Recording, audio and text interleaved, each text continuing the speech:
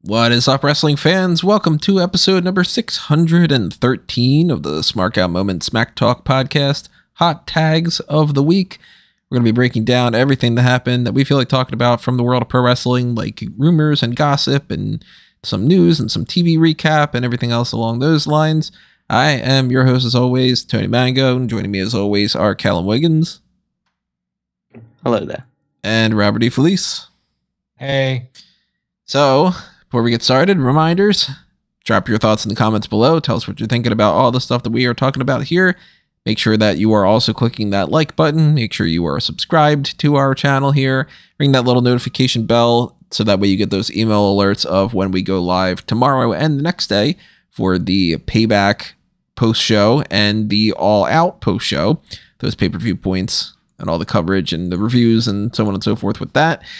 Also, if you want to help us out on the monetary side of things, then click on the little thanks button or the join button. The join button gives you access to the same stuff as the Patreon over there on patreon.com/smarkoutmoment, like the Darkcast and the Pick Your Poison tier and so on and so forth. And if you by any chance want to pick up some merchandise, you can find that on TeePublic and Redbubble. And let's get into the start of this, talking about a couple of these topics that we got going on here. You want to go with a big one, or you want to go with one of the oddballs or a smaller one? Which should we start? Just go with the big one. Just go. All right, so Authors of Pain. Let's talk about that CM Punk and Jack Perry situation that happened at All In. We did, of course, talk a little bit about this here and there. We addressed it, or at least I addressed it on the All In review, and then we talked about it a little bit with the All Out predictions and the repercussions of whether or not CM Punk is going to be at All Out. We still don't know if that is going to be the case because not much has happened in the past 24 hours since we've talked about this, but we do still need to go back, talk about some of the other elements of this, talk about who we think was in the wrong, all these different conflicting stories of what happened, because all these reports have like, well, according to one source, this is what happened. And then, well, according to another one, that's completely irrelevant. And it's actually the opposite and all those things. It's a mess, as has been the case with all these different confrontations that CM Punk has been getting into with AEW in the past year. The different stories that have been going around that I've seen, the Miro one seems to be, at this point, it was a joke. It's blown out of proportion. People got the wrong idea about it. That Punk and Miro were not actually fighting. And Miro had just said, like, hey, what's going on? Punk said, oh, you want to fight too? And then they kind of like laughed about it. Seems like that's a non-issue whatsoever. And that it's just basically Punk and Jack Perry. But there's... I would like to say just real quick, Sean Ross Sapp is probably the guy that you should be going to for the bulk of your news. I don't just say that because of where I work. I say that because other people in the wrestling industry are now starting to say that. So, if it came from Sean, like that Miro bit about it not being serious, he's the guy to go to. So I've heard all sorts of different things about this. You guys might have heard some alternate takes that are even different from what I've been reading, but from the different parts, could be this, could be another thing, allegedly, blah, blah, blah, all that kind of, preamble. We know for a fact that Jack Perry said the glass comment, because that's just on there. You can hear that, you can see it. That's a definitive fact that he said, that's real glass, cry me a river. So he's at least poking the bear when it comes to that. We know some of the whole idea of this glass argument from before, that Jack Perry wanted to use real glass, and that CM Punk and or multiple other people in management or trainers or anybody in that kind of spectrum that would have any say in this had said that that's a bad idea. And then that's what kind of leads into him kind of prodding a little bit there. But I have read and heard and, all over the place that Jack Perry had started something with CM Punk right after the match. I've heard that there was CM Punk went up to him and said, like, face to face, do we have a problem? Do you want to settle this outside? That kind of like, hey, let's go fight. There's been, hey, one punched the other one pushed the other one. Punk pie faced Jack Perry. Oh, he choked him out. Oh, he actually pushed him and then choked him. Tony Khan got hit by monitors. No, he didn't. Samoa Joe had to break it up. All of this was basically after Punk had an argument with Tony Khan because of the travel situation, that nobody was there to pick him up, and then he ended up taking the train, and then that got him to say he hates this place and he doesn't even want to be here. Nothing seems to be a definitive, yes, this is exactly what happened, 100%. Here's the footage that supposedly that exists. Do we have anything that we can debunk truly other than the Miro stuff? I don't think so. I mean, Joe, somebody went back and noticed that Joe during his entrance had a little bit of blood on his arm, so that had people saying Joe probably did break up the fight because Perry was bleeding from the match before with Hook. We don't have anything really definitive, except to say it's definitively a mess. It's a really sad situation to me. I don't know how true a lot of it is. I will say with the amount of stories that's been coming out, they can't all be accurate. You know what I mean? Because something doesn't sit right with me when you say that there's all these footage. There's this footage, and that Tony Khan was there, but that we're still conducting an investigation. I don't know how I feel about that. So I'm just sort of sitting back and waiting for, the trusted sources to say whatever they got to say.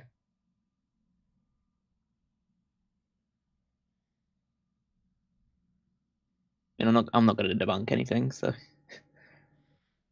I wasn't. Well, I was at the show, but I wasn't there backstage. You were there. Although I do want to ask Callum this. So you were there, and I know you, for the most part, you were looking at the screen, right? Yeah. Does Jack Perry making the comment come through on the screen? No, because there was no audio on the screen. Okay. That's the first interesting thing. Second, and I'm guessing you were completely in the moment, but do you get a whiff of any of this as you're sitting there outside of maybe me messaging it to you guys? No.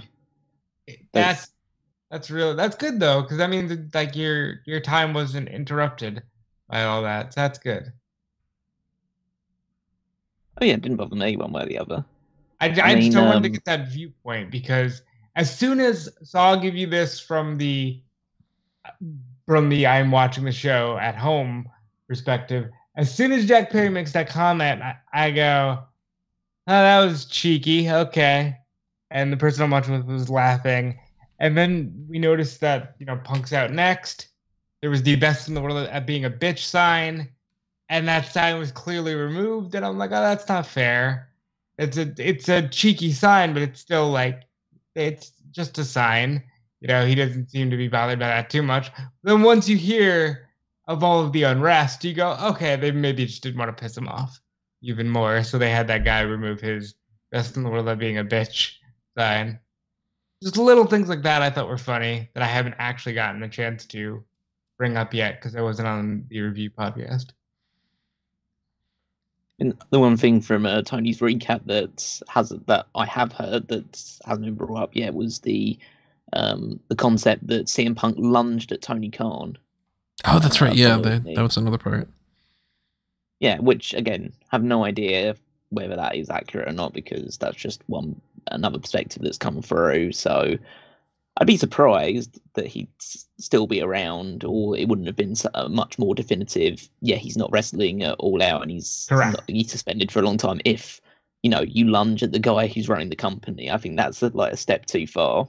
Especially after all the things that have happened prior to that. So it's not even like that's the very first thing. And you could say, okay, well, he thought in the heat of the moment when they were arguing that he was somebody else that was going after him, lunged for him a second, and then caught himself. And, there's obviously there's lots of gray areas when it comes to any of these things. Now, without even knowing what's true and what's not true, because that's a whole nother thing to unwrap. But after so many things with the Brawl out, to have a Brawl in is not great by any means. And for it to be the same person as like the focal point is even worse, instead of it just being two random other people. You know, Darius Martin got to win an argument with Parker Boudreaux, or you know what I mean? Like, then that's another type of thing. And I think we've all kind of said the same thing just outside of the podcast, that we think that a lot of this should fall on Jack Perry, because the glass thing is stupid. Like, why are you using real glass if you don't need to? It's just unsafe.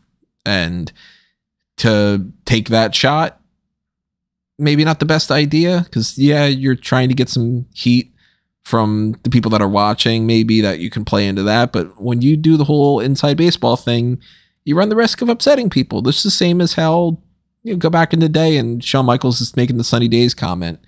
Yeah, that might get you some kind of a reaction, but it's also going to cause some problems backstage. It's not worth it. So I do think that suspending Jack Perry seems like that's exactly the right move. Punk, at this point, if there's so many issues with so many people and it's becoming enough of a problem like this, I don't think suspension's the right idea. I think just getting rid of him is probably going to solve the most amount of issues the easiest, instead of hoping that everybody can get along.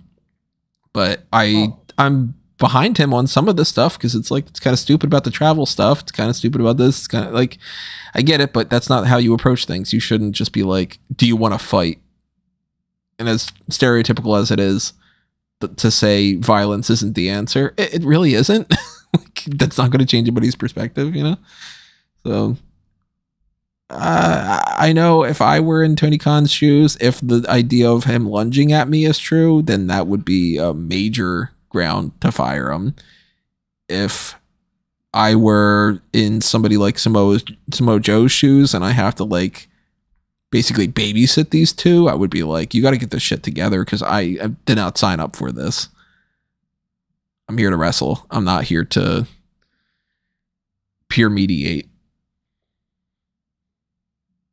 So, first of all, what I was alluding to when I said some of the stuff just isn't adding up is the lunging thing. Because to me, as Callum said, I just want to echo those words. If that part is true, then I can't imagine the statement would be, there's an investigation and we'll see. You know what I mean? That's just to me. Yeah, I think Jack Perry stuff is stupid, just because it's like, it's his right to say it. It's just in the sense of like, probably not worth it, bud. You know, that kind of thing. It's like, you know, somebody holds the door open for you and you go, thanks, asshole. Technically, you can say that, but then it's like, well, why are you creating an argument out of something? You know what I mean? It's exactly, that's how I feel. But also, like, Punk, like, I put this out on Twitter, and I stand by this as my feeling on it overall at this point, is, as much as he's my favorite thing on TV, it seems like his downfall is a self-fulfilling prophecy. Whether it's him just intent on being self-destructive, whether it's, you know, the people that have now rallied against him, whatever. Like, it just seems at this point like it's not going to click. I think that there's, well, the main takeaways we can get from the story is everyone already knew that Punk was very prone to negative comments and has a very thin skin when it comes to this stuff. So we haven't learned anything new about Punk from this incident. It's just the fact that somebody said something that rubbed him the wrong way and he immediately went for them. If most of the statements are to be believed. And then one thing we can learn is that Jack Perry's really stupid. Like he's a dumb guy. I think I can say that with like a lot of confidence now. He is he's really fucking dumb. And sorry, go ahead. Because well, it's just like this whole thing without the glass. Like, yeah, don't actually use real glass because that can actually hurt yourself. Nobody in their legitimate mind, not real stuntmen, would use actual glass in circumstances because you're just doing it. No one cares. No one cares if it's sugar glass or it's real glass. It doesn't make a difference to the people watching. And then to double down on it by making a remark which is probably only there to pop a few guys in the back and, you know, real internet trawlers like, well, us included, but like at the end of the day, well, that's not for the match you're currently in. That's for some other random statement that you feel like you want to get your point across. Like, oh, I'm using real glass because I'm a real guy that uses glass. Like, is it? Yeah, to me, it's like the equivalent of like just going down the car and says like, I'm fucking stupid, and mine. That is because you're just using something to intentionally injure yourself. You might as well have said that while ramming your head into the glass multiple times. Like, oh, it's real glass. Look, see, there's shards sticking out my fucking skull because I'm a fucking idiot. But, okay. Okay, I just need to point out there, I'm laughing because it's Callum saying this, and sometimes he's so reserved that when this comes out, it's just funny. Well, he is. He's like he either wants to like push the boundaries too much, which is, you know, it's admirable in a way, but he's going about it in the wrong way, and then, you know, to double down on it and essentially challenge a guy who, you know, if you say something negative about him, he is going to go for you. It's like he was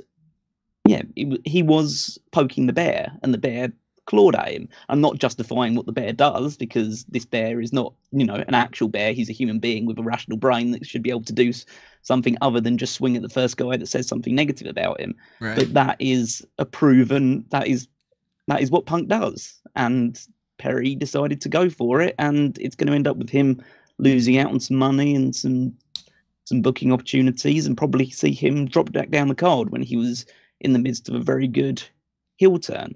So yeah, at the end of the day, the real loser in all of this is going to be Perry.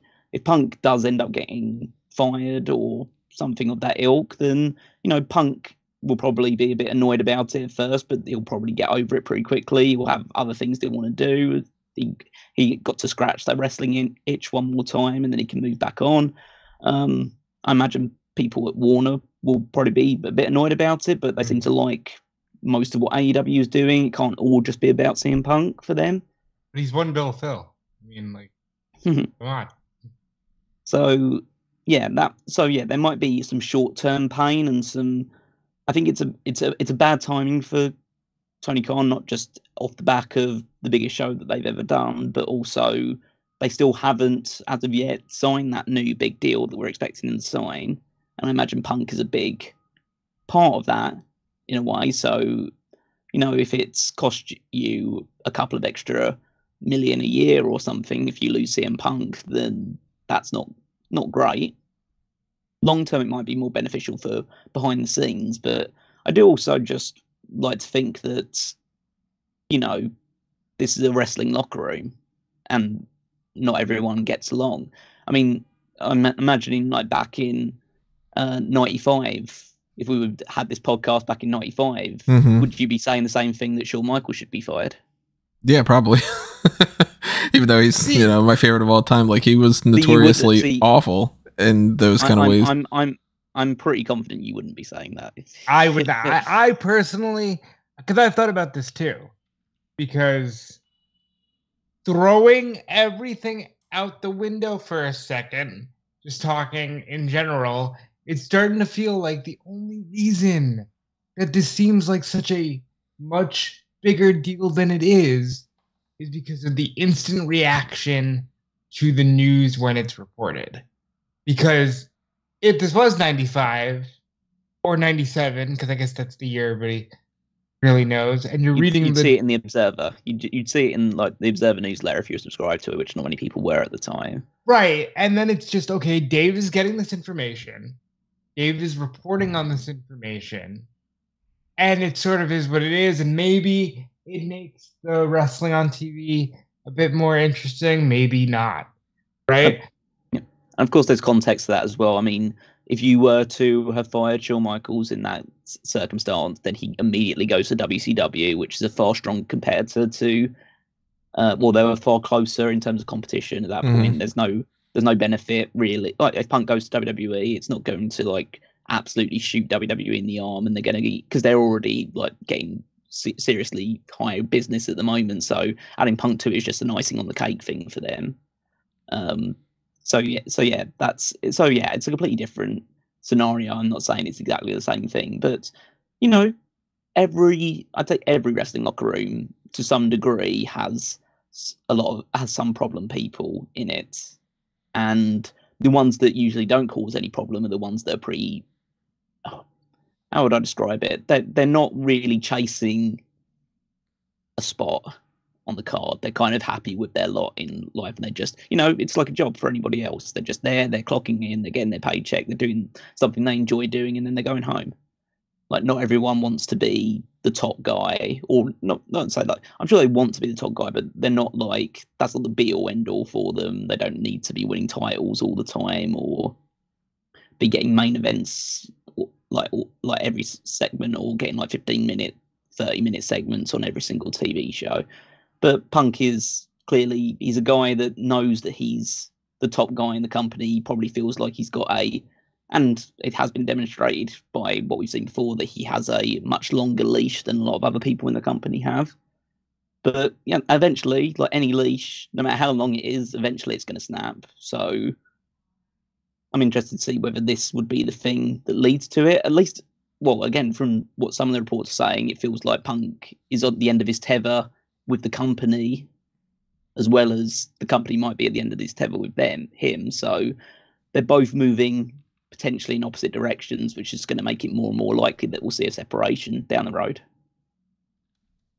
Now, when you were asking, like, if I would personally say the same stuff about Michaels, the reason why I say yeah is because my point of view of any of these things is, like I had said before, violence isn't the answer. Like, even when I was a kid, I was always in that impression of, if you were having a disagreement with somebody and somebody says, like, I'm going to kick your ass, you've immediately lost, because you don't have any ability to intellectually argue your point of view. You just kind of want to beat the person into not arguing with you anymore.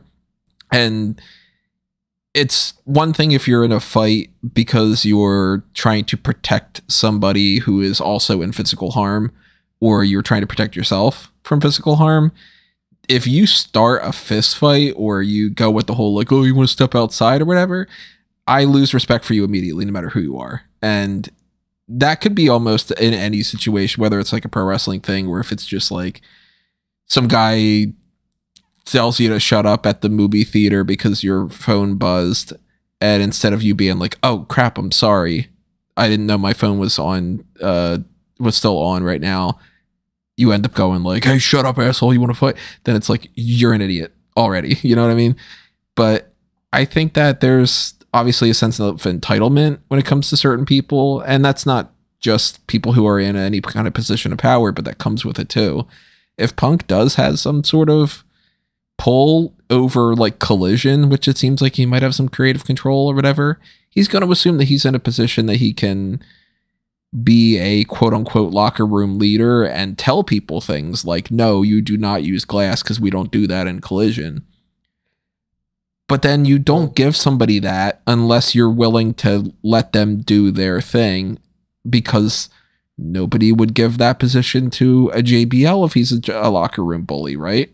And then you also say, well, if you are in a position of respect and leadership, you can't go into it being like, and then I'm going to start to try to fight everybody, instead of being like, hey, you can't do that, asshole, and here are the reasons why, and we're going to verbally have an argument. You start getting into a fist fight, or you push people, or you choke them out, I don't think you need to be in any kind of leadership role either. So it's like the same as what the All Out situation was, and a couple other things since then. I feel like all parties are wrong here, and there's no saint among them. I think that Tony Khan's not snapping that leash back more. I think that Punk is approaching things poorly. I think he's got too thin of a skin. And then he's also right in some ways, but he's approaching the solution the wrong way. I think that one of the only people that I don't really see any argument for is Perry, because it's kind of like the glass thing's dumb, and then why are you doing this just for the sake of disrupting things? Yeah, that's unnecessary. I don't think that there's probably other elements to that we don't know that would enlighten that in a way that would justify it. I just can't picture that, like, oh, and then the reason why you wanted to use glass is because it's a tribute to this person and it'll help out in this way, and blah blah blah. I don't think that's the case. It just sort of seems like if Punk is miserable there, which according to one report, him saying like, I hate this place and I don't want to be here or whatever, I don't know what anybody gets out of it other than you're just working with contemptuous coworkers for the sake of making some money. And haven't you made enough money? No, they haven't made enough money. There's a lot more meat on the bone with CM Punk. Well, even Punk, like, wouldn't he, if I was in his shoes, wouldn't it be like, I've made enough money, I don't want to deal with this anymore, I mean, he's probably made enough money, but he's also probably trying to see through his commitments and not enter litigation again. The investigation thing is interesting to me because it kind of feels like if everybody was around to see this and there's footage of this, do you really need an investigation? Well, that is what I said, where it's like, I think that terminology is probably just being used as a way to say, hey, we're working on it. It's a nicer way of saying we haven't fully suspended him yet, and we're trying to figure out what we can get away with and what everybody's going to be cool with, and give me a couple days. Yeah. And it's stalling so they can hopefully get him to wrestle All Out. I hate that kind of company speak. I've said it a million times, but like, just be honest. Just say we were trying to get him there and we don't want to suspend him yet. Yeah. He's trying, but how much do you really want to say in this situation? Say everything. Be transparent. If you have nothing to hide, then... Do you really want to say everything with this guy, though? Do you really? I think... Because again, I think what my mind keeps flashing back to is that he said about 100 times in 2021, the main thing that got me here was that when Brody had those issues and tragically passed, no one said anything. And everyone was private and respectful. And it seems like these situations with him since then have been the exact opposite. I think it's a clear demonstration, and they've also, well, if reports again to be believed, they've had multiple meetings about this. There are too many blabbermouths in that locker room. There are too many people that will run to, with all due respect, they're investigative journalists, so that's what they will do. But there's too many people running to Meltzer, there's too many people running to Sean Ross Sapp, there's too many people running to Mike Johnson and all these other guys. That definitely makes it worse. They're way too, and WWE, again, like all over it for whatever reason, they are so much better at keeping a tight ship about this. Mm-hmm. And like, who knows if any of these incidents happening behind WWE. The one thing that got out recently was that whole apparent like argument there was behind the scenes with like Judgment Day and like Sami Zayn getting involved and stuff of that ilk. But that was just like, that's just one incident that's gone out there, whereas AEW, it feels like every other month there is a story that's getting out there. So they need some people to, well, they need to, in maybe some term or however you want to approach it, they need to figure out who's leaking these stories and tell them to, well, deal with those people as much as they need to deal with the people that are causing the issues, because it'd be so much easier to deal with internally if there wasn't as much stuff getting leaked to the press. And again, obviously, all due respect, and obviously I know where I work, but I just kind of have gotten this feeling with this one in particular, because this one almost immediately there were 4 different stories. And that's why, like, in all honesty, I know why, while you guys in particular might expect me to know more, I have completely tried to avoid as many reports on this that aren't from Sean, because I'm just like, I just want one source. I want one streamline, because otherwise you're going to get too confused. Mm-hmm.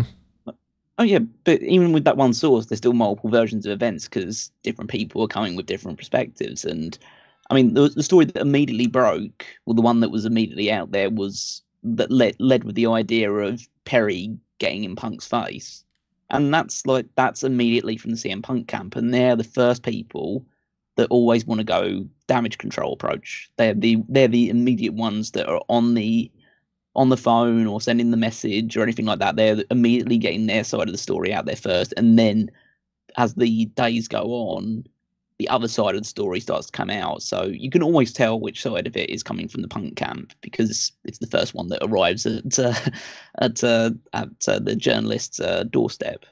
You gotta stick them in a room, right, and put Joe in that and let them kill each other, and put it on pay-per-view for $50, and that's more interesting than some of the matches at all. Payback.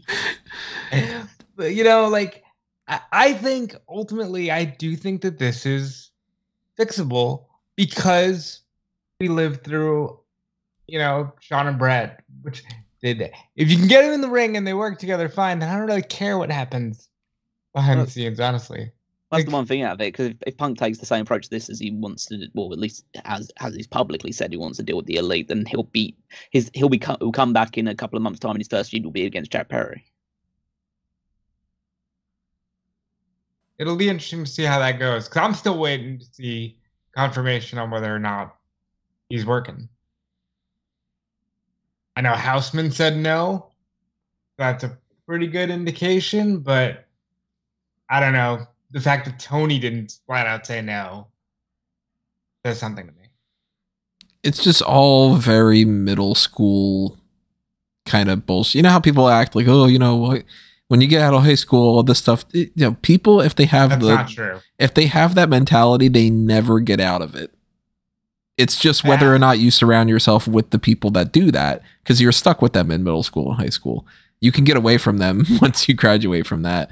But there are people that act like that for their entire lives. There are 13-year-olds that are more mature than 50-year-olds. You know, it's just the way that you approach these things, and the hearsay stuff and the he said, she said, where everybody always,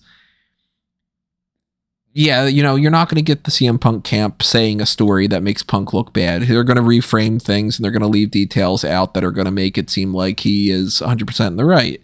And then on the other side, they're going to tell you the complete opposite and leave out the details that make them sound bad. And the truth is almost always somewhere in the middle. So it's kind of like any other type of situation, even outside of pro wrestling, where if you hear, let's just do a theoretical here of like, okay, well, this person got into a car accident with this other person. Oh, well, that person was speeding and they hit me. Oh no, they made a turn without their signal and they hit me actually. And then you go, oh, that person was speeding and the other person didn't use their turn signal and that's why they both got hit. Here's a ticket for both of you. You know what I mean? And so it's probably something like Punk was annoyed already with the travel stuff. The tension behind the scenes is a definitive thing because this has been going on for an entire year. So emotions are high. The Perry situation with the glass thing already had happened. So there's grounds to be like testy. He says that comment. Punk goes behind the scenes and says, what the hell was that? They start having a verbal argument. It gets heated enough. One of them, whether it's Punk or Perry, probably does something physical to the other one, like tries to push him out of the way or whatever. So then the other one takes that into account of that's a physical threat and now I'm going to start fighting. And then Joe and the other people break him up and then everybody has to cool their jets and nobody's going to admit they're part of the problem. So then they're just going to have harbored more resentment. And then you need the investigation is more of not like an investigation, but it's more of, here's the footage of it all. Do you want to go to marriage counseling and admit your side is not without its dirty hands in this one? And then, you know, then you have to be an adult and realize that sometimes you have to take accountability. So if they do, you can settle it. As long as you don't keep doing it over and over, then you got to get rid of the people that are doing that because then they're never going to learn. But you have to admit that you're not perfect. Unless it's one of those, I mean, for all we know, Punk or Perry or whatever is completely like, I was just trying to defend myself. And I didn't say anything. I didn't start anything, whatever. I highly doubt it. But it does seem like it's such a headache that if I were even just outside of this mess, I was just a regular guy on the roster, I'm like Swerve or something, I would be like, God damn, I don't want to be around this, you know? Well, the infamous screenshot of the Ricky Starks tweet. I wish my coworkers would just shut the fuck up for a second. Yeah, like that's where I would be in this. I'd be like, dude, I was just hanging around ready to get a fucking bottle of water from the vending machine, and now I'm like, now I gotta talk about how I was there and all. I remember there was I'm not gonna say any names obviously, but I remember I was in the lunchroom my freshman year of high school, and two people that were at the same table as me got into a fight. So everybody ended up getting called to the principal's office to like talk about what was going on and whatever. And it was the vice principal, not the principal. And the vice principal's like, so can you tell me your point of view of the whole argument? I was like, I don't even know these two kids' names, and I have no idea why they were fighting. It was kind of fun to watch it, like, you know, because people were fighting, whatever. But I can't tell you a single thing about it. I was more concerned about my breaded chicken cutlet sandwich than anything else. That's where the Ricky Starks and the Tony in that situation would be, where it's just like, man, can I go out and have my match? And I feel bad for Joe because he almost ended up not getting a match out of it. And then you got the Elite that they needed to potentially try to rush to fill in the opening match and all. It's so much more of a mess than it needs to be. Stop getting into arguments with your coworkers, you know? Yeah. Fuck you, Tony. Sorry. Oh yeah, you want to fight? You want to step I, at this point, I know we were talking about this with the All Out predictions. I still think that they're trying to get Punk on the show, but since we still haven't heard anything about it today, I don't think it's going to happen. Okay, and again, in my opinion, there's your disclaimer, yada yada, whatever. What at this point doesn't it fall on Tony if he didn't just say he's not working the show? You like, even if you wanted to be a little snippy with his comment at whoever asked that question, I forget your name. Hey, look, you know what's going on, so unfortunately, no, CM Punk will not be on the show. Or even if you want to be like really playing the semantics game, you can say, because of the investigation, we cannot confirm or deny whether Punk is going to be on the show. We're trying to figure out what we can do, but we don't want to tell people yes and then fall through. We don't want to tell people no and not have people know that he will be on there. We cannot say something yet. That's kind of, but like, see, that's kind of what he did. But my thing is, I'm sure, surely they know. If they do know, then they need to just say it. Yeah. Unless that's like a big angle that's happening on Collision that they need to, Collision, not, you know, like where it's like, okay, well, whether or not CM Punk is going to, and that could be the case too, is that they just flat out want people to tune into Collision. And if you confirm it now, you're risking losing some views. It's a business. And it's not great to justify that, but there's a reason why they put things on sale for $4.99 instead of $5, because people see that you know what I mean? People are going to tune in more so to Collision to see whether or not Punk's going to be there, and if they're going to address that, then if they say, yeah, he's suspended, he's not going to be on there, he's not even going to be on Collision, don't bother tuning in. I can see why they would do that like that. It's just kind of annoying because, you know, that corporate speak type of stuff. Also, where are you guys standing as far as like prediction with Punk being on there, though? Are you still in the same boat from yesterday, or? I'm gonna say I still think until they say otherwise that it's gonna be him, but if not, I think it's Hangman. Yeah, I'm still gonna say that Punk's on it at the time being. I mean, we do have Rampage tonight. Now it's pre-taped, so we know about like the match result, but that doesn't change anything as far as them like, you know, inserts or yeah, pre-tapes or quick little voiceover thing where Excalibur's like, oh, and by the way, blah, blah, blah, or something. So something could change tonight regarding that.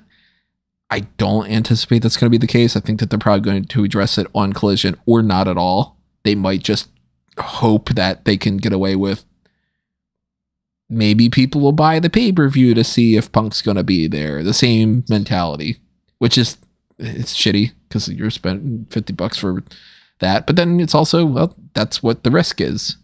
Card subject to change if you want to spend the $50 for the potential that maybe, and if they didn't advertise something, then you also can't really complain. The same way that if you buy the Royal Rumble pay-per-view and you go, oh man, I think that John Cena is going to return. We'll talk about John Cena returning a little bit later on.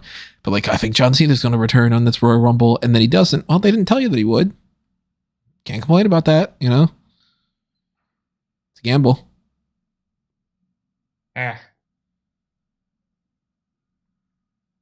I thought you were going to follow that up with another thing. No, that's all I got. I said what I had to say. You know how I feel. I just anticipated the maybe, or like, you know, one of those. No, just Well, of course, with every of these kind of things, if there are more elements to this that we find out, then we will talk about that on the All Out pay-per-view review. We'll talk about hot tags next week, whatever it might be. One of the other things AEW related to talk about, though, as far as pay-per-views, is WrestleDream, which we didn't get into yet. They're adding another pay-per-view to the year. This will be, if they don't add anything else to the lineup and they just have this in full gear, 7 pay-per-views for this year, right? Because they'll have the main 4, and then Forbidden Door, All In, and WrestleDream. Yeah, 7. Yeah. So we coming along from that only the big 4 kind of approach from before. They're going to reach 7 maybe in the future. Maybe they're going to add any more or whatever. But WrestleDream, the name itself, immediately I thought, I don't like the name. But now that I know that it's like a thing based off of Antonio Inoki, then okay, it makes sense. Just sounded a little hokey before that. Why is this an AEW pay-per-view and not a New Japan one? Because Tony Khan wants to do another pay-per-view, and he just wants to call it WrestleDream in honor of Inoki. Yeah, well, I mean, I can't answer why it's not a New Japan show. You'd have to ask New Japan that. New Japan's got a show happening on the same day, right? So that's going to rule out of those talents from being able to work it. Yeah, I'd heard not to expect too much. Yeah, I imagine that it's predominantly going to be an AEW show with maybe like 1 or 2 New Japan guys on it and maybe a couple of Stardom people, but that's probably if Stardom got a show on the same day as well, so you're not going to get the top stars of that appearing either. That seems a little meh to me, to do something that's based off, like, Inoki was never in AEW, so it's, I don't know. I mean, we've talked about it a million times. Tony Khan's so deeply entrenched in his fandom that in his mind he's just like, I just want to honor this person that I'm a fan of, in the same way as like the Owen Hart Cup and whatever. And to a certain extent, you look at that and you just go like, okay, well, you know, he's got the money to play around with his toys and he wants to do that.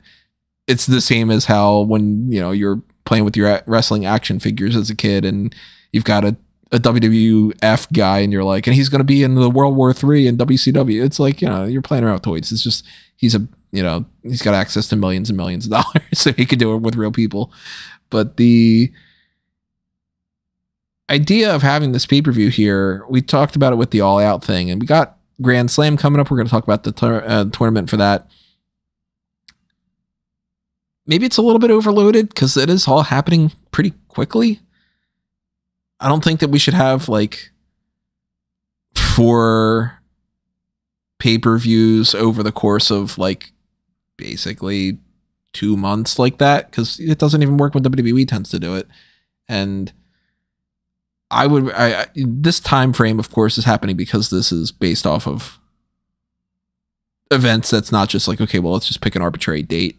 But I don't know. I think that if this is going to be something that would happen on a regular basis, I think that they need to play around more with the calendar and maybe move some other things around. Like maybe don't do Full Gear exactly then. Maybe do that in December, or move Revolution, or, you know, I mean, like, I'd like to see more of a distribution of pay-per-views.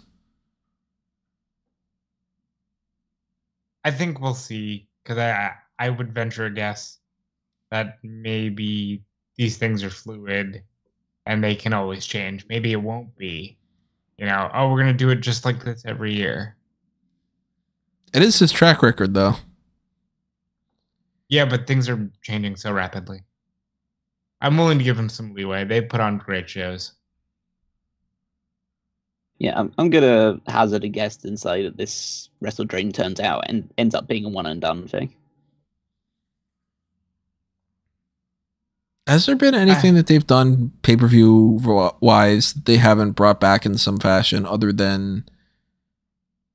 Well, the initial one they did, like fight for the Fallen was. Well, no, they bring that back as like a TV special. I mean, and it was like, free. They didn't make you pay for it the first time. Like Fyter Fest is a TV special now. Even the TV specials, I think that the only one that they haven't done, other than like Quake by the Lake, which was like very specific for that spot, I think the only one that's like Beach Break is the only one, right? And Bash at the Beach, because they that's a trademark thing, so they can't do that. That's the only reason why they did Beach Break instead, I think. But the Cruise is still something that's like up in the air a little bit. All the other like St. Patrick's Day Slam and everything, it kind of seems like they keep everything going. And I don't know. I mean, I guess we're going to see next year if this becomes a thing where they might even announce it when this pay-per-view happens, like they did with All In coming back next year. I think if they're doing it because it's the 1 year anniversary of Inoki's passing, well, Inoki's that year anniversary won't always take place on a Saturday or a Sunday. So, no. But it will always take place in October, baby. Yeah, that's why we're doing it. It could be like, and we're going to continue this tradition going forward in honor of him and have that in October every year or something. Anyone else surprised that this is the first event name with Wrestle in the name? Like, they haven't done like a Wrestle Slam or a Wrestle whatever. This is like the first, like, yeah, this is WrestleDream. I didn't think about that.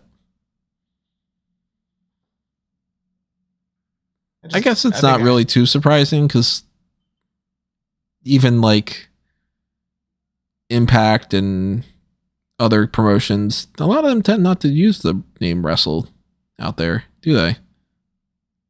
Not these days. I mean, I guess WWE kind of killed that off. Especially if you're going to name it something like this, where it's like WrestleDream, like WrestleMania is the name, you know, like when you get other people things like, this is WrestleFest or this is whatever. It makes me at least go, okay, well, WrestleMania is already taken. So you're trying to figure out another name. Or if obviously if you're flying more New Japan, that's Wrestle Kingdom. It's a big one, but not the biggest fan of the name. Like, I like the name a lot because I guess I'm a sucker for things that are just like, this is wrestling. I think it'll be a good show. I think they're adding a lot, but I think that they're gonna grow at the request of their business partner. So, you know, this is all going to be a work in progress.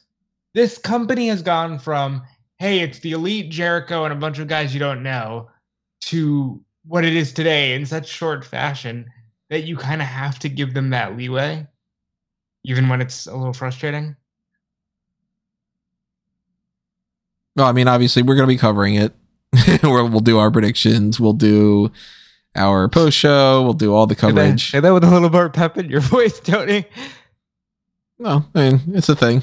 It's also I can't be excited about it until we actually have anything for the card, because if it's going to be something that has some amazing matches on it, then I'll be super pumped for it. And if it ends up being something that feels like it's not at all what I'm a huge fan of, then that's another thing.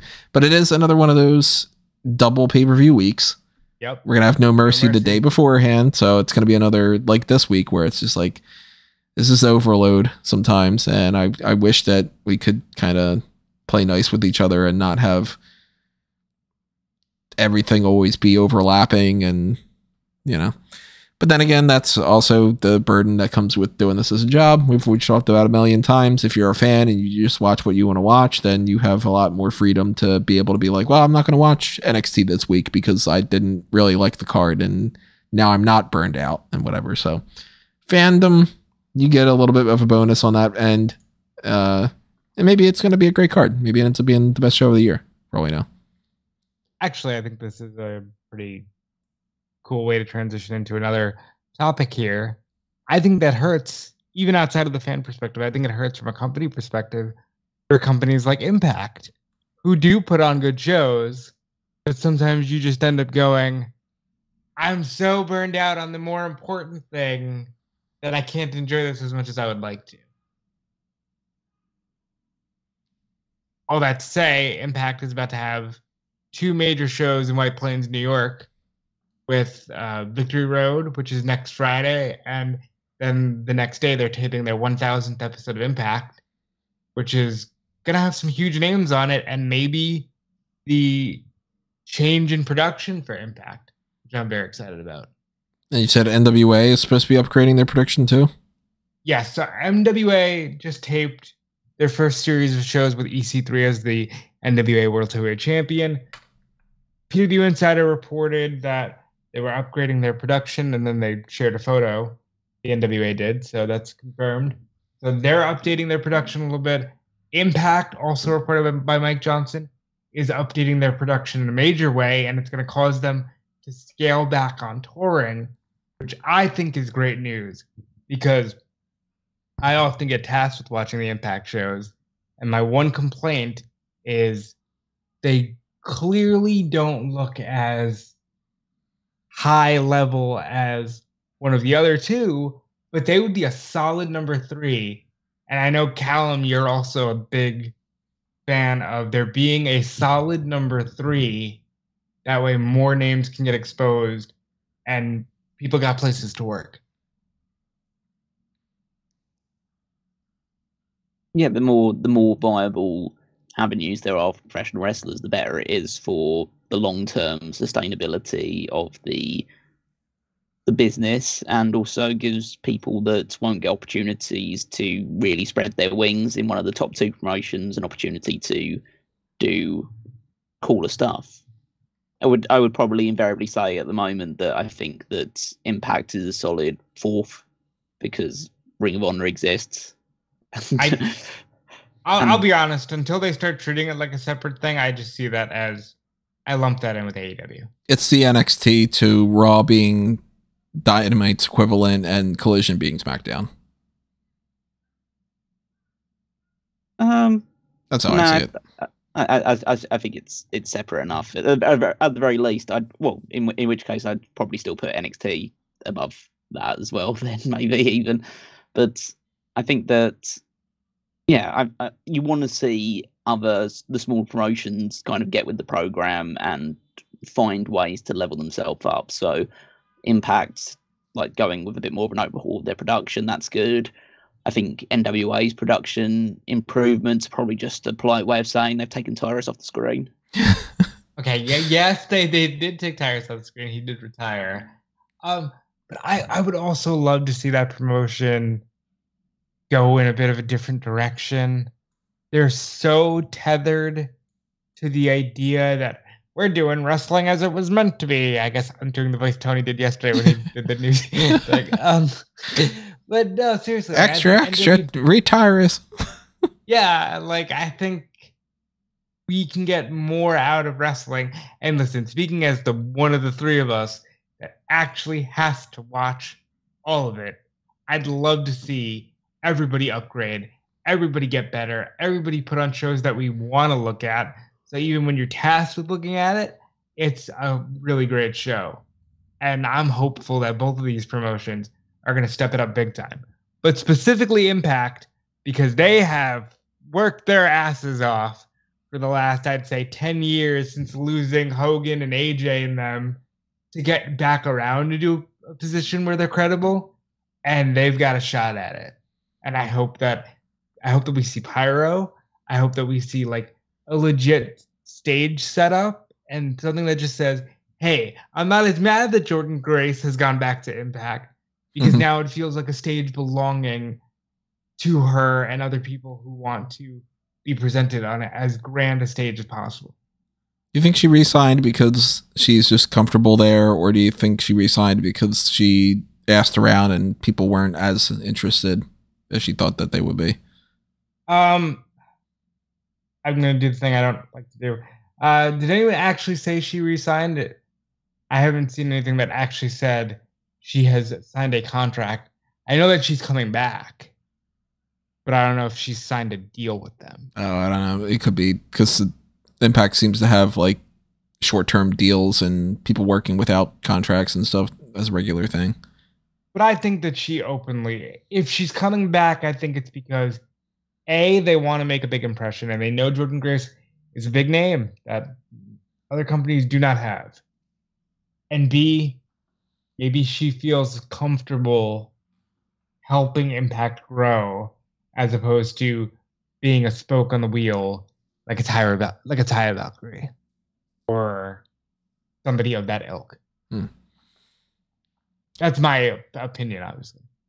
Well, my urge to merge is always the thing. I wish that it's just easier to keep track of some of those, but at the same time, some people like NWA, and it's no skin off my back if they upgrade their stuff. I don't need to see other people's favorite promotion go down, and I don't get any benefit out of people not being able to enjoy something. Just the same as the comic book spectrum. To me, it's Marvel and DC, but if you're a huge Dark Horse or Image fan or whatever, then awesome, go read those comics, or but I just don't think that upgrading the production is going to be anything that would change my personal perspective as a fan. Like, you tell me that NWA is going to get a better setup, that's not what's stopping me from watching it. It's the people that are on there and the way that they approach the shows and that I don't care about. So you'd have to change, but you also have to get rid of all the other shows because it's just an overload as it is. But Impact getting an upgrade, cool. I'm still probably not going to watch it. I don't even think I'm going to tune into the 1000th episode thing, to be honest. As much as that's got some more people returning and there's a chance that they do something kind of cool and break the mold a little bit, I'm much more comfortable hearing about it after the fact and then being like, it's neat that they did the thing, but I don't think I really want to invest an hour or two in watching that. This is on Thursday nights, right? It is on Thursday nights, yes. Is it 1 or 2 hours? 2. Yeah, I don't think I'd sit through 2 hours just to try to hope that something pops up that would pop me. But if you like it, cool. just to add a bit of clarification here, according to Sean Ross Sapp at Fightful Select, Grace re-signed with Impact for 2 years. So again, I am very much in the weeds. I don't always look at my emails. So I know that it's always silly when you guys got to tell me what my boss said, but that's cool. And again, I genuinely think she's someone you can build a promotion around. If I was starting a promotion today, the 2 women that I would lock up that aren't in WWE or AEW, 3, because Sasha's available. So the Mercedes, Deanna, and Jordan Grace, because they're fantastic, and I hope that this leads to something better for this company. Maybe someday we can be back on live TV. I'd like to see that, because there is something about a tape show that doesn't hit the same. But yeah, I'm excited, and this was one that I specifically wanted to talk about on here because we don't talk about enough Impact and the auxiliary stuff because there's just so much other things that take precedent. So let's move back to AEW actually here. And let's out some predictions for a tournament that's happening. They're going to eventually settle on a new number one contender for MJF's world title at Grand Slam. And they don't have, as far as I can see, like the full bracket or anything listed. Maybe there is information on there that I can't quite find right now. No, the only person that's been announced for the tournament is Roderick Strong as of this time. Yeah, I can't seem to find anything that indicates anybody else. But this is coming up, of course, in the next few weeks. Grand Slam is something that they've made traditionally a very important show throughout the year. So it's effectively a mini pay-per-view in a lot of ways. Why don't you go to Queens? Why don't you go? I don't. I got to go grocery shopping later. I don't even want to do that. And that's across the street from me. Fair enough. That's quite literally like I can see it from my window, and I'm like, that's gonna be a thing. I gotta get a shower. You know, God. It's very tempting to just order the delivery for those things, but it seems like it's going to be 8 people in this tournament, and that'll play out, of course, over the next little bit. It's going to start next week. They haven't started doing this yet for like pre-taping for Rampage or anything. Who do you think's going to end up challenging him? As we only know, Roddy, my strong guess would be Roderick Strong. Is that just because it's Roderick Strong? That's why it's your strong guess? Yes. I would love a world where the big swerve is that Kyle's ready. And we throw Kyle into this storyline of Adam Cole's a friend whore. I fully enthralled with everything going on here. Looking forward to this. Looking forward to seeing how this ends. Maybe Adam Cole just jumps in the tournament himself. That's not completely out of the question. He can win 3 matches or whatever and then beat MJF this time with help. My end game is still Adam Cole becomes champion at some point. But Roderick Strong being the petty, whiny, needy ex-lover is so good. And Roderick Strong in a world title match, even better. I'm all for this. Let's just say they spare the rod and they don't go with Roderick Strong. Is there anybody that makes sense to you other than Adam Cole? No. If we're just talking from a match perspective, and the fact that we haven't even teased, they haven't even been in the same room as far as I know, Kenny and MJF is pretty crazy to me. But who knows? You know, maybe they have someone else. And realistically, it's going to be somebody that they feel is a big deal.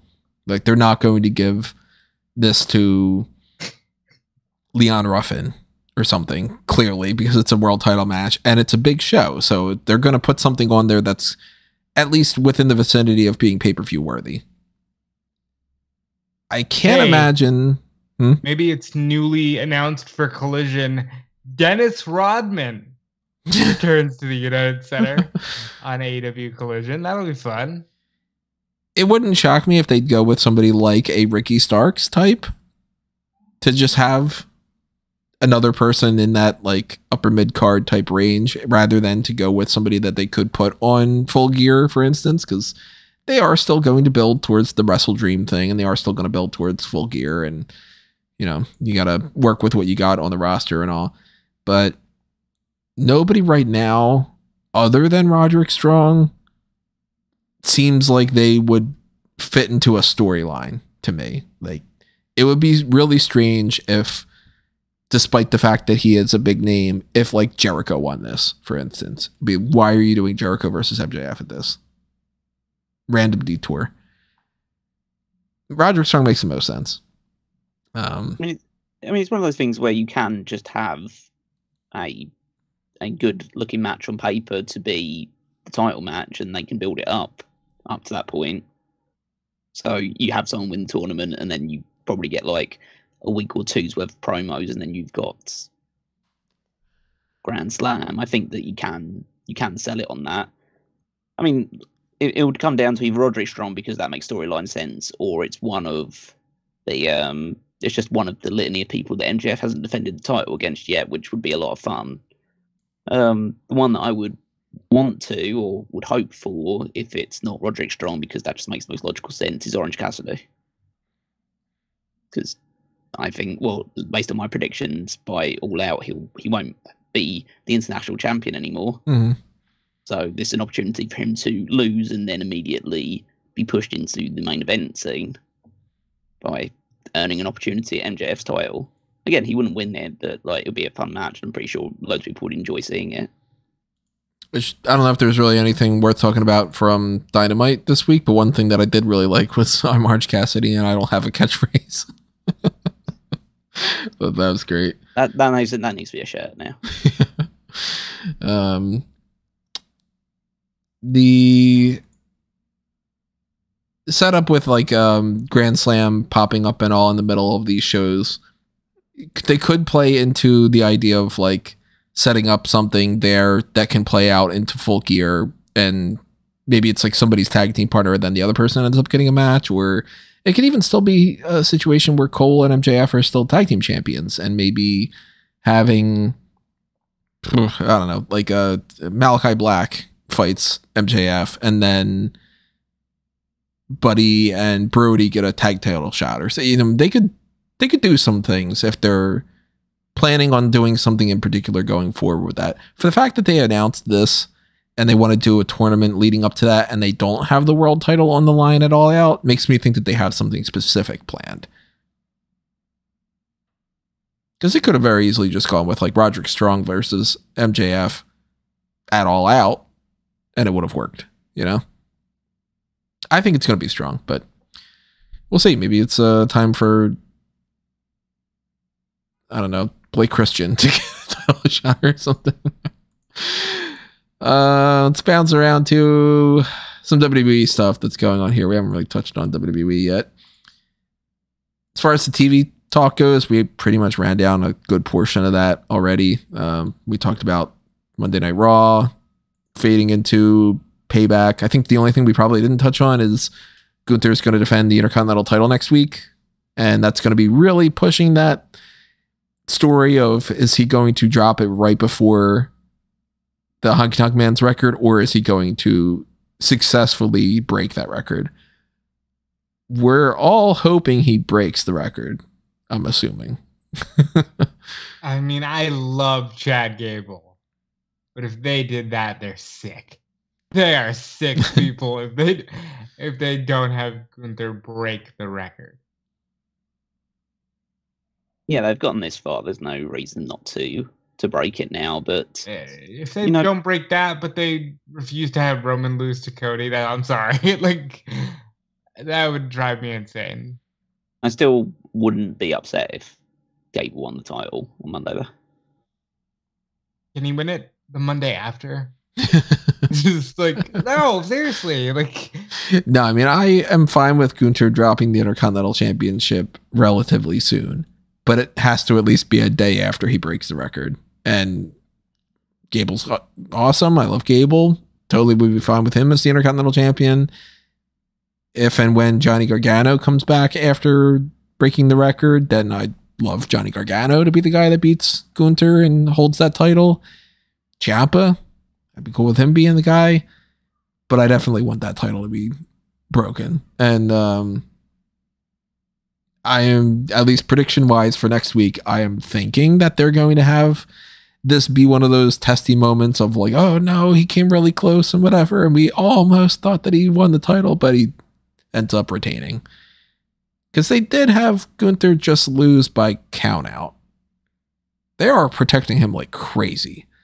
And I just can't picture that the reason they're protecting him so long is because they wanted to get within days of, well, I guess hours you could even count at this point, of the record, and then just be like, nah, haha, we got you. We waited over a year for this, and it's going to be just a troll move. I don't think that's going to be the case. I think that Gunther's keeping that. Nothing really else happened on Raw worth talking about that we didn't get into with the Payback stuff. NXT this week, had a lot of things going on, but really who cares too much about a lot of that. The Creed brothers won their match against the Dyad. They're reinstated onto the roster as if they were really gone for the most part anyway. Fuck that stupid story, but the Creed brothers are so awesome. They're so awesome. Was a big fan of one part of that match. Julius did a one-armed powerbomb while ankle locking the other member of the Dyad. They're so good. And Brutus did the Brutus bomb thing, and it actually connected, so it didn't look awful. Like when and it connected on two people. Yeah, it's like, Dan, they're ready for the main roster. They're so good. Yeah, go back and check those two elements of that match back if you haven't seen that yet. Also ready for the main roster is a seemingly turning heel to me, Roxanne Perez, who's just suddenly like, yeah, I'm mad about it, and I don't want to respect anybody anymore. I want my belt back. Okay. I was shocked at the way that this went down. Not only the Roxanne Perez promo, which that was one of the first things that aired throughout the night, was her just saying, I'm tired of respecting everybody and like, you know, shut your ass and give me the belt. But also Kiana James won the #1 contenders match. So it's going to be Kiana versus Tiffany Stratton. They typically don't do heel versus heel. Being as just a TV match, I guess it's not a big deal. Yeah. But yeah, I was surprised at that too, because I was like, okay, it's Gigi Dolan's. Yep. I thought for sure it was going to be Gigi Dolan winning this. And then they would end up just, you know, maybe she wins by DQ or whatever. And then they set up a rematch for No Mercy. And, you know, Kiana winning this, I don't know what their plan is. Maybe they want to do a triple threat. And maybe the GG thing's still going on or something. I don't know. But the setup for the NXT Global Heritage Invitational is very underwhelming compared to what we were thinking. There was a potential to bring in some people outside the company and all. Instead, they just are like, hey, Butch is here. And here's some other people that have been fighting a million times. Joe Coffey beat Nathan Fraser. Butch beat Charlie Dempsey. Spoiler for NXT Level Up. Duke Hudson beat Sakura Tozawa. So, you know, whoever they end up having up against Noam Dar, I think the most interesting outcome, it's Butch. Because it is for No Mercy. So if you want to potentially get more buy rates, you throw a main roster guy on there. I don't think he would win the Heritage Cup, and they just like keep him in NXT for a while, but I'm disappointed that Charlie Dempsey just keeps losing everything. I want this guy to hold a belt or something. We'll get there. We'll get there. He's also losing a teammate already. See that thing with Miles Bourne? He wasn't really a teammate, though. Yeah, he was their team bitch. Yeah, well, there you go. Their team mascot, you know? But for anybody who didn't see it, Fallon Henley had a little thing with Miles Bourne. She very quickly convinced Miles Bourne to team up with Josh Briggs and Brooks Jensen to go up against Drew Gulak and Charlie Dempsey next week. And it was a pretty stupid segment of like, he's sweeping the ring, and she's just like, oh man, those guys treat you like shit. And he's like, yeah. She's like, well, you want to fight him? And he goes, all right. Well, okay. If she walked up to you and said, hey, you should be treated better, you want me to help with that? Are you going to say no? I'm going to say, get out of my face. I got to sweep some more. No. Oh, yeah, sure you are. Okay. It's not the craziest thing that happened backstage, though. They had some other things that made me laugh. Thea Hale skipped class at Chase University. The Chase U stuff is so dumb. I love it. Where she popped up at the end of class just to say that she wasn't going to go to class. And she was going to hang out with JC Jane instead, who had this like Black Widow type of outfit on and was just sort of like, hey, I'm the bad chick. And I'm influencing this wholesome little nerd. It's great. It's so ridiculous. The most ridiculous thing, though, was Los Lotharios. If you've been following this, they keep having these super dramatic things between Humberto and Angel of them being like, we gotta prove to our grandfather that we deserve a shot and we gotta make him proud and all. This time, they both had a nightmare, the same nightmare, and they both woke up with the scratch mark on their chest. It's full on fucking Nightmare on Elm Street happening here. And that's going to be, I guess, their new logo. Is this like claw mark? It's the family logo. Then they're gonna like adopt it going forward, and which is smart. I like what they're doing here. It's just silly. It's overacted and silly. It's like the worst soap opera type of stuff that you can ever see in pro wrestling, and they do it in such a way that they're so earnest about it, and you can see that they really think that this is like, man, we're touching on something here, but it's so bad. Well, okay. In fairness to them, they're being used. I'd be very earnest about my family history being used on television as well if I was in their shoes. But yeah, the acting's not. It's not stellar. It wasn't the worst acted thing on the show, though. Oh, what would you put above that? The Trick Williams thing? I don't think you can. I know you can. So that segment, to catch up on those people, Carmelo Hayes has been getting frustrated because he thinks that Trick Williams being involved in the Ilya Dragunov thing taints his win. And he said, do you think I could beat Dragunov on my own? And in like a CW soap opera-ish type of way, Williams didn't immediately say yes. He just went like, and then that became Hayes enough to be able to like storm off. And so let's maybe tell the full picture here, though, because the Street Profits were on NXT for no reason. Oh, not at all. They were there with Stax and Tony D and Carmelo to just be like, hey, say, hey, you're the champion, except for that one thing, you know. Okay, see ya. And then Carmelo storms into Trick's locker room and says, man, I can't get rid of this asterisk. Do you think I can beat him? Hey, listen, man, I don't think. All right, that's all I need to hear. Storms off. No, I didn't. I don't think you can. I know you can. And it's rushed in a way. It's rushed in a way that Carmelo Hayes couldn't have been more than 3 steps away from him. So he would have heard that. And all you would have to do is have him say that, and then they're not arguing anymore. But obviously the whole point is that they want to manufacture this tension and, you know, create that story.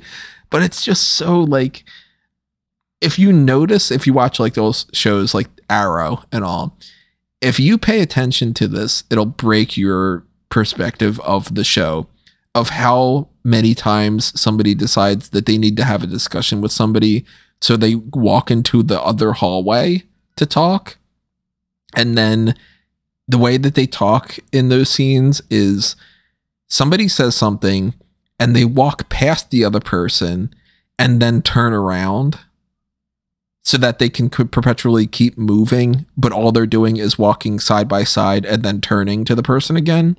That is the only way that they know how to write those scenes. And there are more than a decade's worth of Smallville episodes and The Flash and everything, where once you see that, you are stuck being like, crap, they're doing it again multiple times per episode. It's so laughably bad. And NXT has some good stuff going for it. They got some talented people and all, but man, these backstage segments are just the worst. And they're hilariously bad to the point that they're fun to watch because of that. And, you know, whether that's like Dragunov cuts a promo that I thought was really kind of blah, that sets up Oro Mensah against him next week, and Dana Brooks flipping out because she lost the tag team match with Kalani Jordan to Lola Vice and Elektra Lopez, and she's just all like, I'm upset. It's all across the board funny, and unintentionally funny too. But one thing also, like, they when they do good things, it is a fun show still. Like, I really enjoyed the cage match kind of thing. Mm-hmm. But man, this acting takes me completely out of it. Baron Corbin stood out as easily the best actor of the bunch with his little Braun Breaker thing, where he was just like, yeah, I don't give a shit about you, Braun Breaker. You can kind of fuck off. He didn't say that exactly, but that's basically what he had said. And it was like, oh man, he seems like such a big star compared to the other ones that are here. One thing that's fun going forward, though, Dominic Mysterio is going to be the special guest referee between Dragon Lee and Mustafa Ali match, because that way he can ensure that there will be a winner to challenge him at No Mercy. Loved the responses online about that. Everybody's just like, oh my God, Dom's the best thing going on right now. NXT's not great, but it's fun. I'll say that. Yeah, I had a good time. I tend to have a good time on Tuesdays. Also, Von Wagner said come Tuesday again. It was great. Yeah, come Tuesday, he's going to go after Braun Breaker again. Some people that might be popping up in NXT soon, though, or at least the rumors and everything say that this is the case, are the Authors of Pain. Apparently, according to some sources, they've been signed to WWE for like a year, and they're just waiting to put them back on NXT. That seems was crazy. From Sean. That I know was from Sean. Which, it's not that crazy when you think about the fact that they had Eric Young for as long as they did. See, I think that the Eric Young thing speaks more to that they wanted to use him as a producer, maybe. And that's why he wasn't popping up on screen. No, Yeah. he was supposed to work with Wyatt. The Wyatt stuff's crazy, as it was. You know what I mean? None of that planned out. Obviously, you know, with his passing and everything, but like nothing with the Uncle Howdy stuff or the Brock Lesnar match. None of that seemed to work. So I'm not shocked about that. But having AOP just like sit around and pay them for a year, why not just put them on NXT then? What's the plan here? Maybe they want more tag teams because there's not a lot going on in that tag team division, unfortunately. Well, I mean, like, why hold them back? If there's not much going on in the tag team division, put them on the show. Well, maybe they're just waiting for a big debut like a No Mercy. Or they're waiting to replace the Dyad or something. I don't know.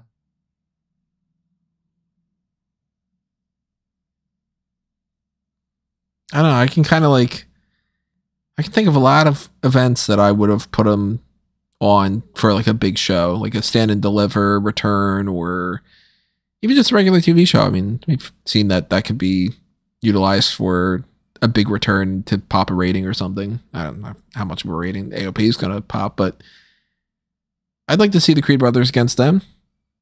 I'd be down to see them against I'd be slightly interested. Them against the Creeds, them against Stax and D'Angelo. I don't know who else they have outside of those two teams. I guess maybe if the Dyad does leave, they can slot them in there and be part of Schism. I don't know if that's really exactly how I would position them, but they did do a little thing this week where Ava was mad at Joe Gacy. Maybe they want to have Ava with them in some way. I'd be all right with it. What would you like to see them do with AOP, Callum? I mean, they're a very talented team. They were deceptively impressive in their run back in NXT and then moving on to the main roster. I don't really know what I'd like to see them do, because even though I think they're a good team, I'm not really like frothing at the mouth to see them in any matches or any feuds moving forward. Like they're a good team. They could win the NXT tag team titles, and that would totally make sense. They could go up to the main roster, and I think that the trouble with a team like AOP is that you can just immediately see that they'll go up to, if and when they go up to the main roster again, they'll be just put into random matches every week or two with some jobber tag team, squash them in 5 minutes, and then go away and not have any actual progression up the card until they may get one random tag title match, lose that, and then just be back down to where they're not featuring on TV anymore. They are essentially just a bigger and potentially like more impressive in the ring version of Indusher. So that's exactly what I was thinking. They're in that Viking Raiders kind of range. I mean, yeah. I mean, I wish the Viking Raiders were working on like literally any promotion outside of, not even just outside WWE, outside of probably AEW as well, because like I'd like them to, feature and be like one of the best tag teams in, because given the right booking and the right position, they could be one of the best tag teams in the world. And it's the fact that like everything since them leaving NXT has all been just a nothing on the main roster. Also, I don't think they would work on AEW for them, because AEW's just got too many tag teams as it is. Like Ring of Honor would work for them because that's where they made a name for themselves, and if they're just like, okay, we're just firmly a Ring of Honor team, that'd be fine. But yeah, as a heel act, and as a heel act that probably would need a mouthpiece, because I assume they're not getting Paul Ellering back with them, unless that's the thing that's holding all this up, is that they're still negotiating with Paul Ellering to come back with them. But I imagine they'll find someone else to manage them. Yeah, I just don't see a lot of upward trajectory for them because this company doesn't care about tag teams. So, just an impromptu extra little thing. If you could take AOP or Viking Raiders, because we were just mentioning that, if you could put them in AEW and you could trade them for an AEW team going over to WWE that you think could do a better job in WWE than what they're doing there, what would you guys pick? The Hardy Boys. Yeah, that's it. That's the one. See, I'd be like, oh man, AEW only wins there. WWE just gets an act that can't do anything and is going to be more of a hassle. Yeah, but I think they get an act that they can exploit. They can put in their Hall of Fame. WWE can do more with the Hardy Boys at this stage than AEW can.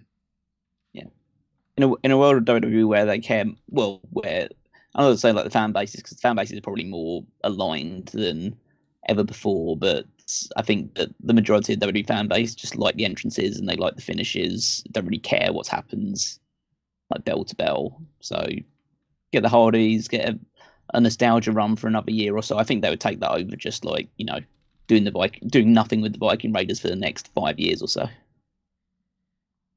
You know what's crazy? You know who didn't come to mind? The Guns. I love what the Guns are doing in AEW, man. Oh yeah, I definitely wouldn't lose the Guns as part of Bullet Club Gold. They're definitely higher on the totem pole for AEW than the Viking Raiders are for WWE. And it's almost like a fair trade-off in the sense that you give them the Butcher and the Blade, and they're probably going to use them exactly as AEW does, but they're better at booking teams in that way and like that henchman role. So. I could see that maybe being more of an even one. Yeah, because you can't go with like the Young Bucks or something, obviously, or like, yeah, Viking Raiders aren't on the same level right now as, like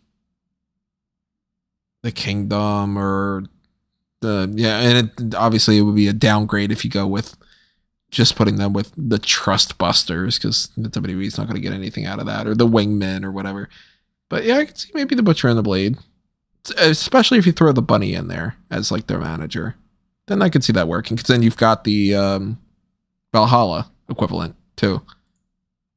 Anyway, random discussion. Thought might be kind of interesting. We have to sit down at some point and go over this list of AEW tag teams and all, because my list is a mess, and I'm sure that you guys could help fill in some blanks. But the last topic that I've got written down here to talk about is John Cena. Out of pretty much nowhere, they're just like, hey, John Cena's going to be around for like 2 months. And that's pretty cool. That writer strike is hitting hard. SAG and writer strike and all, there are multiple strikes that are happening that are coming out of that. Thankfully, they all deserve so much more than what they are getting paid. And it's hilarious to me to find that when you see these reports where it's like Zaslav and Iger are like baffled that they're being villainized, and it's like, but because you're the millionaires that run billion-dollar companies that don't want to pay, I forget exactly what the number was, but they crunched a number and it was something like, it would be like 0.1% of their profit per year or something, and they're like, oh, it's too much. And it's like, what? It's just that's another whole thing for another day. But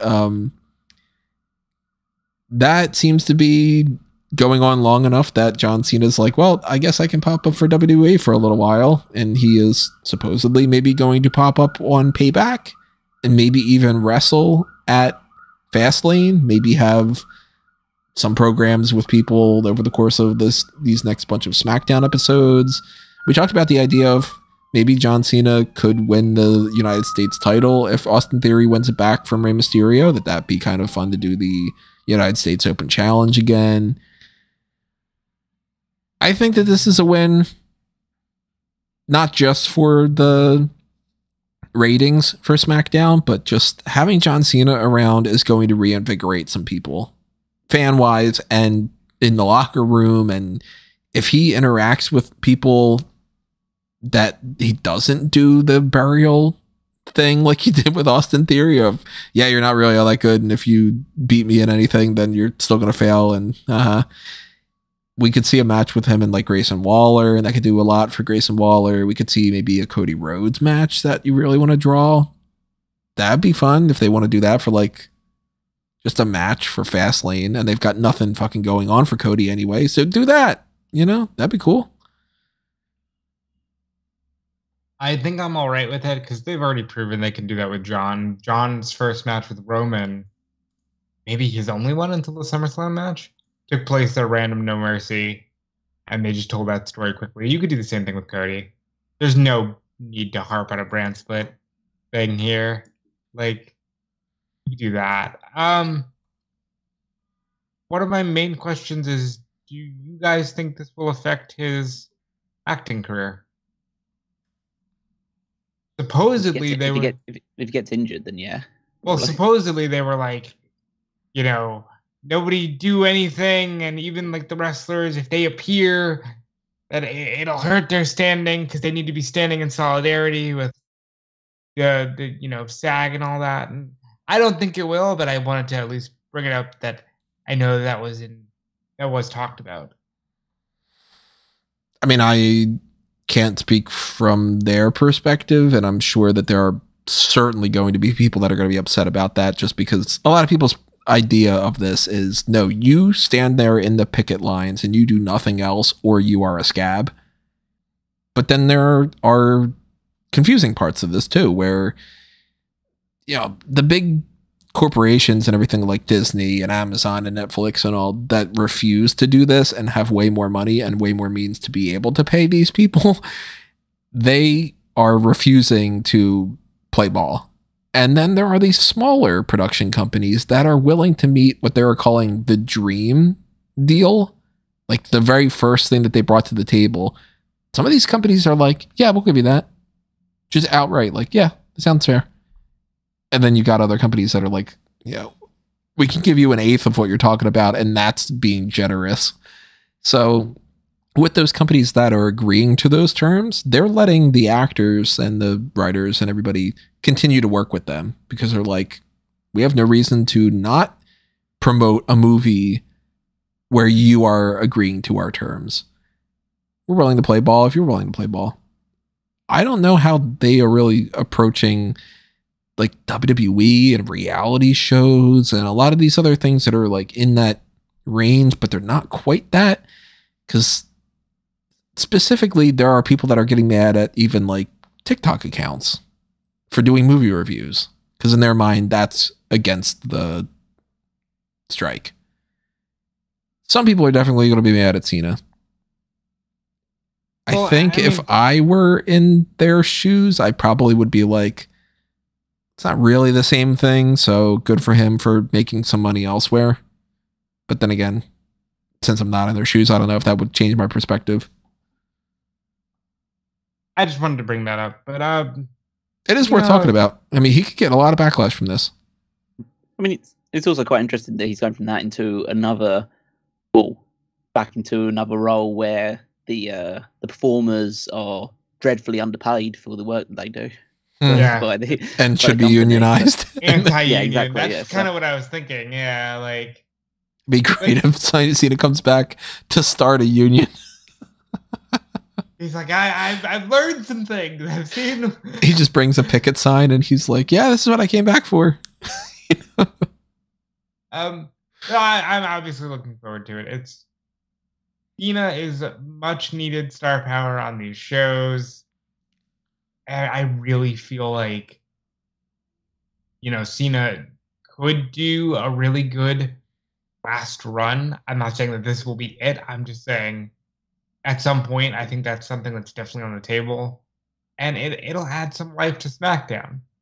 I am also worried that this means Roman Reigns will not be on SmackDown. You know?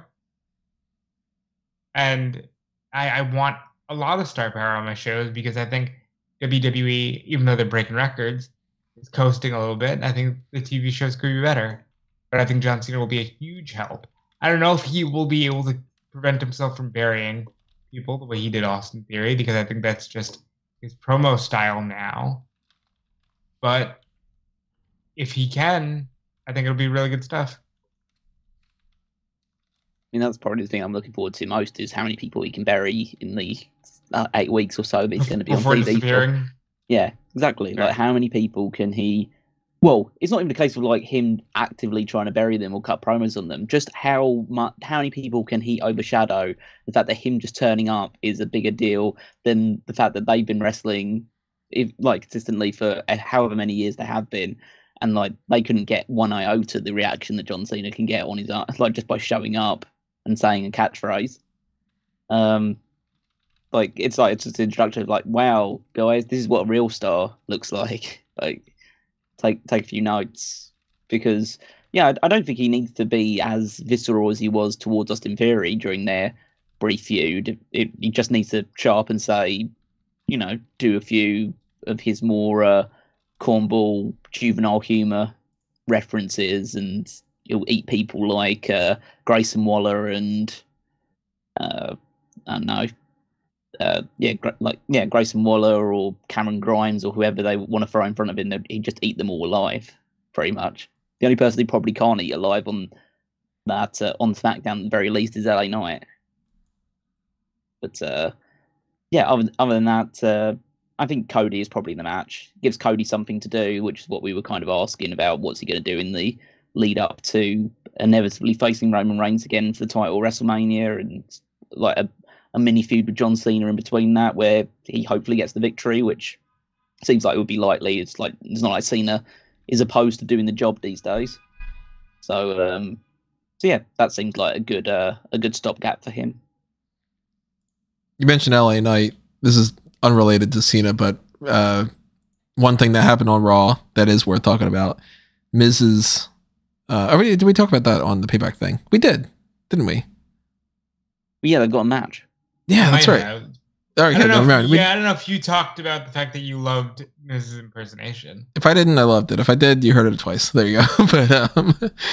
But the couple of weeks that we're going to get with Cena, it's going to be interesting to see even what they want to do from the outside of it, because they could make this something that it's like a really fun run. Maybe he does get a little bit of a title reign. Maybe he does have these matches with people like Cody Rhodes, and that they really try to utilize him the best way possible. Or they could half-ass this like crazy, and it could just pretty much be Cena cuts a promo on SmackDown 75% of the time that he's there. That'd be really disappointing if that's the case. But at least right now, all they're advertising it is like John Cena is going to be there. Not that John Cena is wrestling this week, or not necessarily wrestling at all, for that matter. Yeah, well, it's going to come down to two things: whether they can come up with a good enough plan, because they shouldn't waste this opportunity they have with Cena. So whether they can come up with a good enough plan to how to utilize him for the next 2 months, and also whether Cena is motivated enough to do it. So it's just going to boil down to those two things. Well, we know he's definitely working at the Superstar Spectacles show, which still at this point seems like it's a live event that they're not even going to air. Like which seems a live event, yeah. What up? That's another hold. But he'll be teaming with Rollins against Imperium, sans Gunther, and maybe he'll be motivated to do some more matches. Maybe he's talking right now about, okay, what can I do? What can I really do instead of just showing up for the one promo and doing a mini match? How can I tell a good story? So I hope at the very least, even if it's with Cody or whatever, we get a good story. And I think he needs to give the rub to LA Knight. Now, they have only announced so far that he is going to be on SmackDown. That's something to keep in mind for anybody that's wondering, like, oh man, you could have these great feuds with these people on Raw. They could move those people over temporarily because they clearly don't care about the brand split. So if they wanted to do like Gunther versus John Cena, they could just put Imperium on SmackDown and say, hey, look at that, it's Imperium. Shut your fucking mouth. They're not going to have Kevin Patrick shut your fucking mouth to people, but they have people moving around back and forth all the time right now. LA Knight and The Miz are doing that, and they are supposed to be on separate brands. Cody Rhodes is popping up with this Grayson Waller thing. He's supposed to be on Raw, not on SmackDown. So it's not like they're just limited to SmackDown. And since it is John Cena and it's a rarity at this point, they're going to play around with that even more.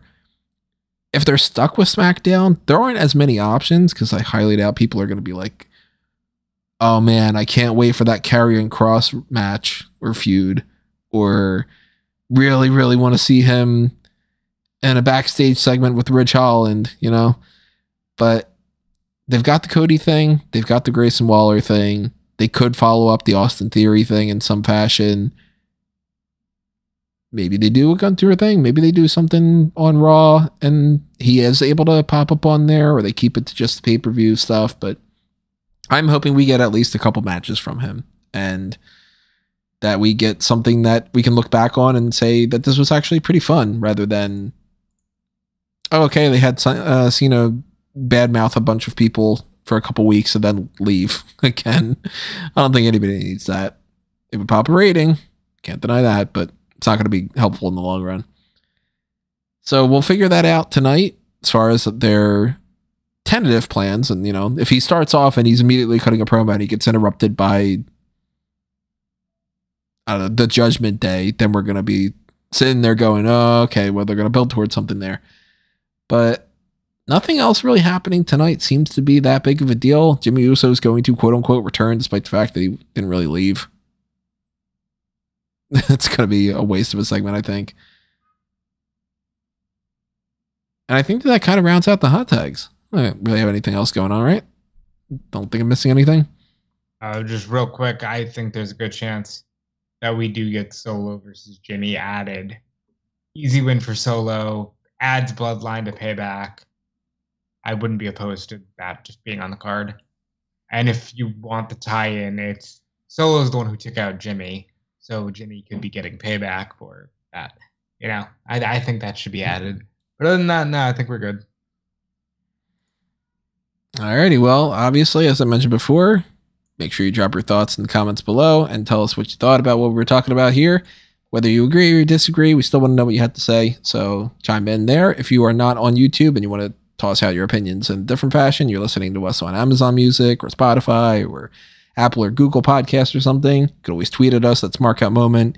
Go to facebook.com/SmarkOutMoment or facebook.com/groups/The Megamaniacs. Chime in there. Go to SmarkOutMoment.com. Leave something up on the page for this or whatever other pages that you want to. It'd be kind of random if you suddenly go to like, I don't know, Clash of Champions from a couple years ago and you leave a comment about how much you think John Cena is going to have a match with Cody Rhodes here or something. But I'll still get the email. I'll be kind of questioning that, but in any fashion, if you keep hanging around smarkoutmoment.com, you keep following us, you'll see the next couple of things that we have coming your way. Payback is tomorrow, so we will have the pay-per-view point post show immediately following the pay-per-view. I'll have the live coverage during the pay-per-view. I'll have my EWN post up as well. Sunday, we're going to have All Out, do the same exact thing there, but just for the AEW side of it. Make sure you are also paying attention to fanboysanonymous.com for everything on the Blue brand. Check out the Blueprint project and all the different things going inside of that. Mostly lately, I've been just adding some notes to Superman, Spider-Man, and X-Men type things. I haven't really clarified what that is yet because I don't really want to announce some of those things, but I have some titles of some things that I really like quite a bit. So I don't know. Down the line, we'll talk about that. We'll talk about Star Wars. I haven't watched more than the second episode of Ahsoka, and I'm not super duper impressed. None of that's really changing my perspective of the 12 episode redo that I have in mind for my Star Wars blueprint. But if you want to get into that, best way to do it is to make sure that you hit up the Patreon or the YouTube channel membership. Make sure you get the Pick Your Poison going. And also, if you want more Fanboys Anonymous content, make sure you're subscribed to the channel. Just hit the like button on these videos and stuff. Check it out. Bump up the watch time a little bit. Help me out on that end. But make sure you are going to amangotree.com and clicking on all the different things that you can see there, including my personal accounts at Tony Mango, my Letterboxd, or if you want to add me on LinkedIn, go ahead and add me on there. Just don't bug me with the same, do you want to hire me to do YouTube shorts for you? Because the answer is no, I don't. Leave me alone. Also, ladies, he already found a woman on LinkedIn and he's happily married. So sorry. Yeah, it's not going to work twice. I already got the prize. So, every so often I'll post something on any different platform that's out there, except I haven't done anything on like Hive or Blue Sky. That's all it's too much. Urge to merge, like I've said a million times, just X sucks. But it was also, look, while Twitter does kind of suck now, it was also heavy overreactions to the dismantling of that. Yeah. Yeah. Like, yeah, nobody's going to click on that. So. Maybe one day they will rise up. I will never count anything out in the modern world. I assume they're going in the way of Friendster and FriendFeed and all those different things. Google, what was the Google one that they tried for a little bit? Google Plus. There was Google Plus, and then there was another one. It started with an O. No clue. Orkut, I think was the name of it. Was that Google? I think it was Google. I don't know. It sucked, whatever it was. So if you want to follow me in the things that are out there, follow me there. And you should follow Robin Callum too. Yeah, you can follow me everywhere at Dude Felice. If you don't know that by now, it's spelled DUDEFELSEE. It's in the description of this video. You can find my regular work on Fightful and WrestleZone. Support Fightful Select. Support Sean Ross Sapp. As we talked about with the CM Punk stuff, he is the guy reporting all of the, really solid news with most of these things. Sometimes he reports things like Jordan Grace that I don't even get to read because I'm too busy. And these guys tell me about it. It's great. Fightful Select, best $5 in the business. And you can also follow me on those platforms like Blue Sky and Hive and Mastodon. Mastodon. Maybe someday I'll use them. Maybe someday I'll actually use it. So you can follow me on Twitter at Wigmeister14. Check out the Power Rankings every Saturday on the Smark website, where I rank the WWE superstars based on their previous week performance. And then you also find the Fantasy League there, also at www.fantasyleague.com, where you can see how our teams are performing as we head into Payback, where our teams will get shaken up a little bit, and we might see some big points going one way or the other based on who manages to pick up victories on that show. Alrighty, everybody. You know the deal. That's it for episode 613 of the Hot Tags. We want to thank you for listening, and we're going to thank you in advance for tuning into the pay-per-view point stuff tomorrow and the next day. If you don't, then you can go suck one. Jesus Christ. Don't listen to him. We care about your time. Listen to me. You've got time. You can turn it on. Yeah, guilt trip. Anyway, hit the like button if you don't want to follow under that guilt trip. And we will see you next time. This has been another Smark Out moment. And we are being counted out.